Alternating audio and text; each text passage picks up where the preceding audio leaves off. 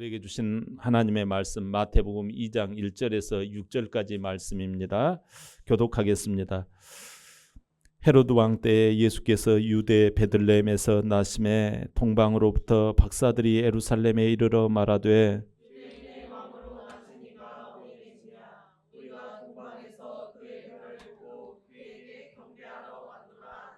헤롯 왕과 온 이스라엘 온 예루살렘이 듣고 소동한지라.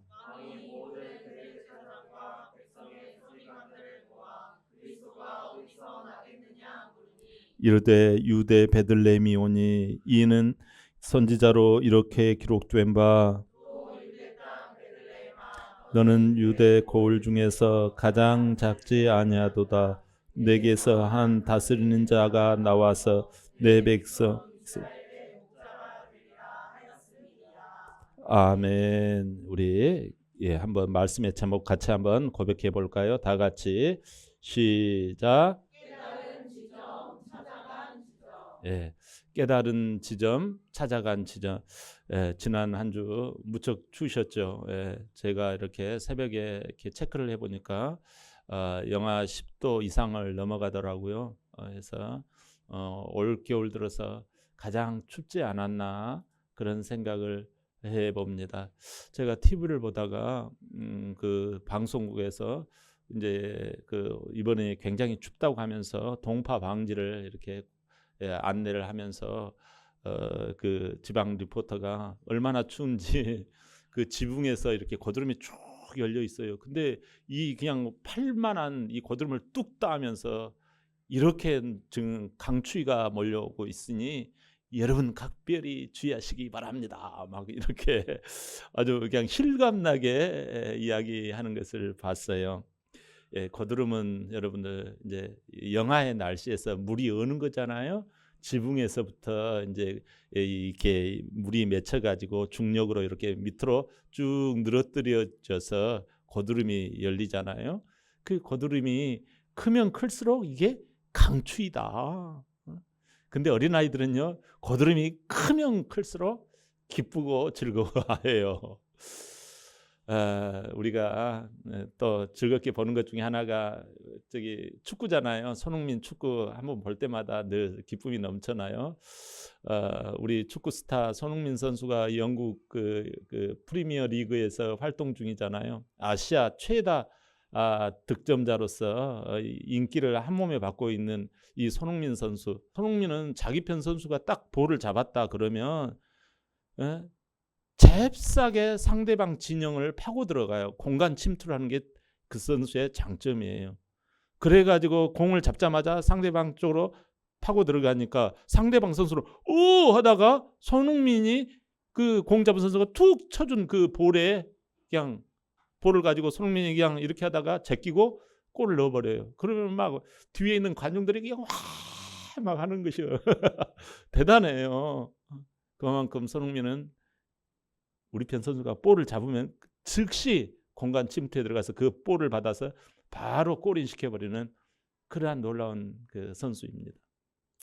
오늘 본문에요, 골 잡은 지점이 나와요. 오늘 성경 본문에는 두 지점이 나옵니다. 공이 시작된 지점과 그 공을 받은 지점, 시작점인 깨달은 지점과 그 깨달은 공이 찾아간 지점이 나와요. 오늘 하나님은 동방 박사를 보내요. 그리고 또 헤롯 왕이 나와요. 그리고 성경에 대한 지식이 베테랑인 대제사장과 백성들의 서기관들이 나와요. 지난 시간에 말씀드린 그 아브라함과 다윗의 자손으로 오신 분이 이 예수님이다. 예수님의 족보에 대해서 말씀을 드렸지요. 과거 현재가 어떻게 혈통이 흘러간다고요? 과거 현재 미래는 이 하나님의 약속된 그 말씀을 믿음으로 간직하는 그게 혈통이라는 거예요. 그 혈통으로 영원한 생명인 생명록, 생명책에까지 연장돼 기록되어져서 천국으로 들어간다. 그 혈통과 계보를 우리가 지니고 있다. 이런 말씀을 드렸잖아요. 이때 여러분 말씀을 우리가 늘상 들을 때 깨달은 지점이 생겨요. 깨달은 포인트가 생긴다라는 말이에요. 이곳에 영적인 고드름이 딱 열매 맺기 시작해요. 그래서 믿음이 흘러가는 거죠. 제가 본문 1절을 한번 읽어드릴게요. 헤로드 왕 때에 예수께서 유대 베들레헴에서 나심에 동방으로부터 박사들이 예루살렘에 이르러 말하되. 아멘. 여기 동방 박사들은 당시 페르시아인으로 여겨요. 오늘날 어디예요? 저기 이라크 지방이다. 이 정도로 이렇게 생각을 하고 있어요. 그 직업은 뭐였어요? 직업은 이렇게 보니까 점성가라고 나와 있어요. 점성가가 뭐예요? 점치는 사람이 이 동방 박사의 직업으로 많은 사람들이 생각하는데 그렇지 않아요. 이 동방 박사는 페르시아에 그 정도에 살고 있다. 이제 뭐 이렇게 여기지만 이 동방 박사들은 이 점을 치는 사람들이 아니라 쉽게 말하면 별을 관찰하는 것이 직업이에요. 그러니까 천문학자예요. 천문 과학자들이란 말이죠. 당시에는 굉장한 그 파워 엘리트들이에요. 굉장히 지성인들이라는 거죠. 별을 관측하다 말고 놀라운 이 하나님의 섭리와 하나님이 주시는 그 깨달음이 그들 가운데 온 거예요. 비록 이들이 처음에는 하나님을 잘 알지도 모르는 이방인들이었지만 별을 통해서 우주 만물을 통치하시고 다스리시는 분이 하나님이다. 영혼의 그 진짜 대각성, 대지진이 그냥 일어난 거예요. 그러니까 그들의 마음이요, 견딜 수가 없는 거예요. 그래서 깨닫고 이게 뭔 일이래 하고 영적 고드름이 맺히기 시작한 거예요. 사실 아브라함도 갈대와 우르를 떠나가지고 출발할 때 어떻게 했어요? 그가 성경에 보면은 그가 원래 우상 숭배 집안이라고 그러잖아요. 그에게 무슨 뭐 믿을 만한 구석이 어디가 있어요? 그에게는 돈도 잘 벌겠다, 뭐 집안도 뭐 그냥 뭐 아쉬운 거 없어요. 뭐 그럭저럭 뭐가 아쉬워요? 근데 하나님의 이 강권하심이 있단 말이에요. 하나님께서 그에게 음성을 들려주니까 견딜 수 없는 마음, 가만히 앉아 있을 수 없는 마음, 너는 친척 본토 아비집을 떠나서 내가 네게 지시할 곳으로 가라는 그 하나님의 깨달음, 그 하나님의 이 진짜 아무것도 아니고 진짜 하나님을 알지도 못한 나에게 쿵 하는 하나님의 이 진짜 대포를 맞은 거예요. 영적인. 그걸 받고 내가 이거 안 잃었으면 안 되겠다 하고 본토 친척 아비집을 떠나서 가자 하고 믿음으로 갔던 거예요. 갈 바를 알지를 못하고. 일종의 이런 우주 만물과 이 세상 만유를 주장하시는 분이 우리 하나님이라는 것을요, 배워서가 아니라 이게 깨달아지고 그냥 쿵 하고 그냥 느껴지는 거예요. 그렇게 해가지고 출발해서 갈대아 우르에서 저기 가나안 땅까지 그렇게 갔잖아요. 동방 박사들은 어찌했을까요? 자, 본문 2절 다 같이 한번 우리 봉독할까요? 시작. 유대인의 왕으로 나신 이 어디 계시냐? 우리가 동방에서 그 보고 그에게 경배하러 왔노라 하니. 아멘. 여러분, 여기 유대인의 왕이라고 하잖아요. 여러분 잘 봐야 해요. 유대인의 왕이에요? 유대의 왕이에요? 유대 왕이에요. 유대인의 왕이에요. 유대 왕은 유대를 다스리는 왕이 유대 왕이에요. 그러나 유대인의 왕이라는 말은 유대 사람이라는 거예요. 유대 사람으로서 유대인의 존경과 사랑을 받는 사람이라는 거예요. 그러려면, 유대인의 존경과 사랑을 받으려면 유대인들이 존중하는 게 뭔지, 유대인들이 사랑하는 게 뭔지를 알아야 해요. 유대인들이 사랑하는 게 뭐예요?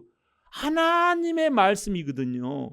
그 하나님의 약속된 말씀을 따라 사는 사람이 유대인의 이 인에게 해당되는 거예요. 근데 그게 왕이에요. 이 사람이 누구예요? 다윗이잖아요. 다윗이 이랬잖아요. 그러니까 그의 후손으로 메시아가 오신다고 진즉부터 약속이 되어져 있었던 거예요. 우리는 근데 그 유대인의 왕 그리고 다윗의 계열의 후손으로 오시는 분이 우리는 다 알죠. 그분이 누구예요?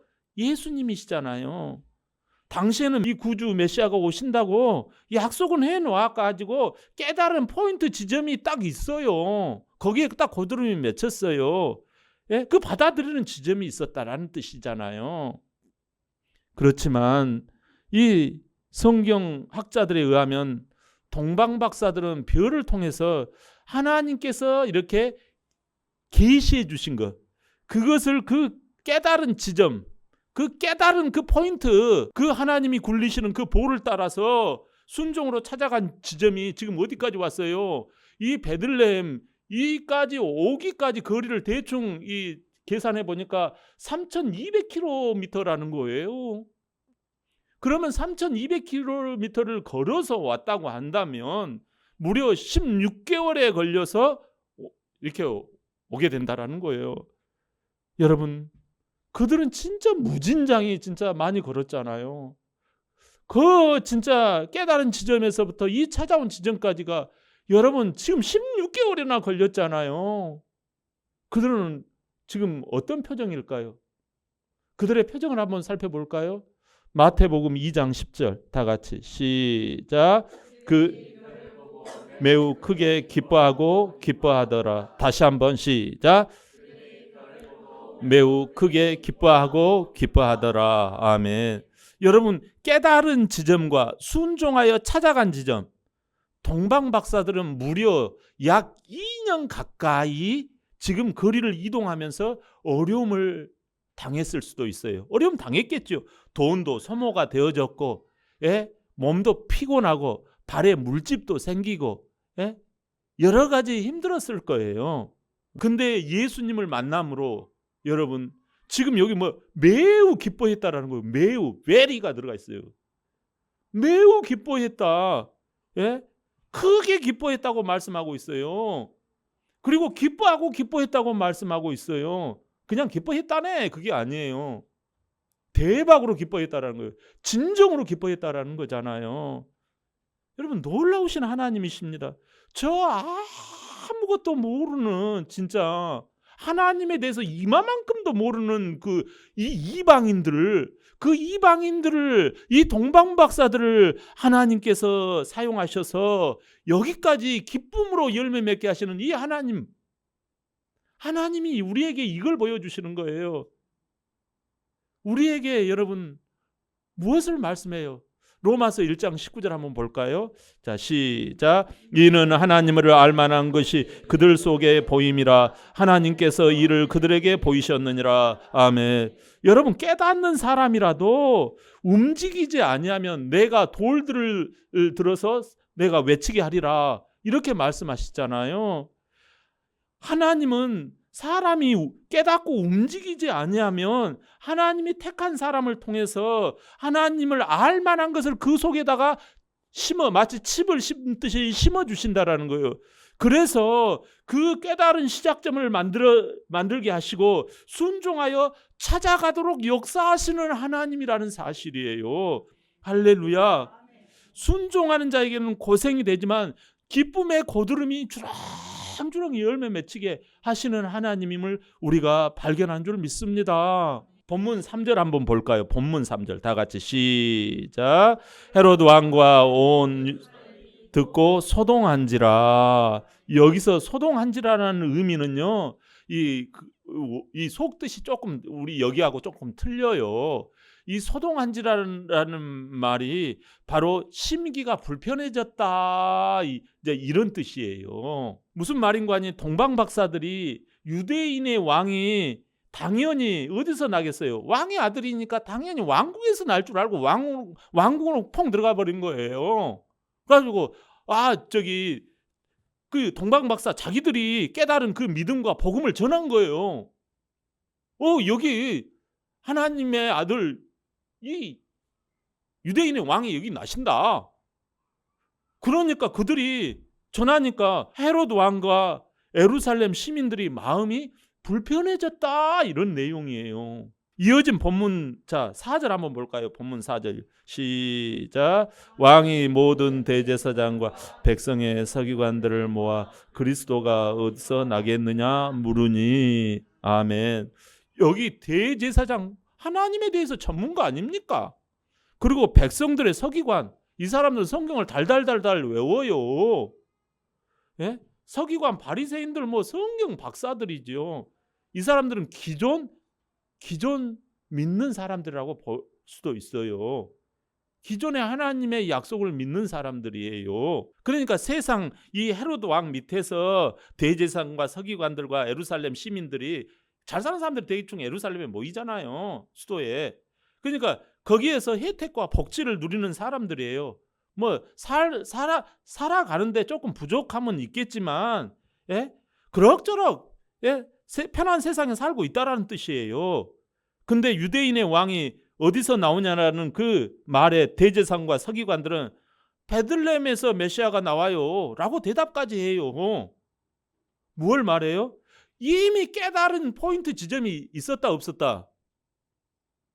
이미 하나님의 말씀을 깨달은 지점이 있었다라는 거예요. 하나님의 약속된 말씀을 몰랐다 해도 지금 깨달았잖아요. 심지어 서기관도 지금, 대제사장도 지금 다시 한번 잠자고 있다가 어머나 하고 지금 깨달은 지점이 생겼잖아요. 깨닫는 포인트, 시작점이 생겼어요. 근데 하나님의 말씀대로 순종으로 찾아간 지점이 안 찍히는 거예요. 심지어 이들은 예수님이 오심, 그 복음의 말씀을 들어도 불편해지는 거예요. 웬일입니까? 예수님 이야기 듣고 성경 말씀 듣고 그러면요, 할렐루야 하고 막 영혼이 살아나고 내 영혼이 은총 입어 중한 이렇게 찬양을 불러도 될까 말까인데 이들이 시큰둥하더라는 거예요. 내 일상이 중요하지 경배 드리는 거 그거 알았어. 아유 그럼 나 바빠. 이런 식이 됐더라는 거예요, 여러분. 사탄은 뭘 말해요? 사탄은 우리에게 여러분 경종을 울려요. 사탄을 통해서 사탄은 어떤 것을 일을 벌이냐면 깨달은 지점에서 순종으로 찾아간 지점까지 그 고드름이 열리지 않냐면 복음을 들어도요 들은둥만둥하게 만들어버려요. 냉랭해지게 만들어요. 아무리 말씀 들어도 그게 그런데 뭐 어쩌라고 이렇게 한다라는 거예요. 그래서 우리 주님이 말씀하세요. 너희가 눈은 있어도 보지를 못하고 너희가 귀가 있어도 너희가 듣지를 못하는도다. 성령이 교회들에게 하시는 음성을 제발 좀 들으면 안 되겠니? 하신 거예요. 심지어 야고보서 2장 17절에는 뭐라고 그래요? 행함이 없는 믿음은 그 자체가 곧 죽은 것이라. 이렇게 말씀해요. 믿음을 잃어버려 옛사람으로 가버린 거예요. 어둠에 빠져버리는 거예요. 왜? 찾아간 지점을 삭제시켜버려요. 왜? 안 할 거잖아. 그러니까 마귀가요 그 우는 사자와 같이 삭제시켜버려요. 낙태시켜버려요. 무섭잖아요. 어떻게 해야 합니까? 히브리서 5장 8절 9절 우리 다 같이 시작. 그가 아들이시면서